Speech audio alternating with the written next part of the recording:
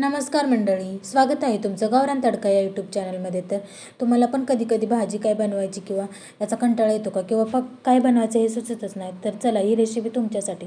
तर पटकन 4 ते 5 अंडी घ्यायची, छान असं 2-3 कांदे चिरून घ्यायचे व्यवस्थित, त्यानंतर टोमॅटो पण चिरून घ्यायचा, त्यानंतर थोडीशी कोथिंबीरही तिथंच कट करून घ्यायची आणि तेल टाकून त्यामध्ये काय करायचं, कढईवरती ठेवायची, गॅस चालू करायचा, तेल टाकायचं कढईमध्ये आणि कांदा आपल्याला काय करायचं परतून घ्यायचा छान. त्यामध्ये आपण टोमॅटो पण परतून घेणार आहे कांदा परतल्यानंतर. त्यानंतर ना दोन्ही छान असं मिक्स करून त्यामध्ये तेल टाकून घ्यायचे मस्त असं.